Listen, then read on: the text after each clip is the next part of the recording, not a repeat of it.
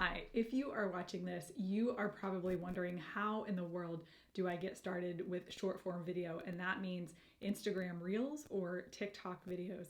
They can be so overwhelming if you are used to photos and creating graphics or pre-recorded videos as well. So what is the hype over the text overlays, the music in the background, and dancing?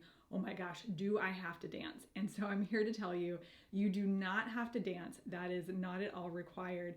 What you are doing is you are still talking about your business. You are still communicating the services, the products you offer, how amazing your brand is. You're just doing it with a little bit of a twist. And so it's important that you keep up with these modalities that every platform is offering.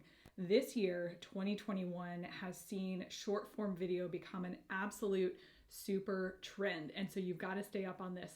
This course will take you through the basics of creating these short form videos on two different platforms, on TikTok and on Instagram. There is a little bit of overlap. And then more importantly, we're going to talk about how to repurpose those videos across multiple platforms. And the goal is work smarter, not harder, right? So that's what we're going to do. Be sure that you subscribe now and get started.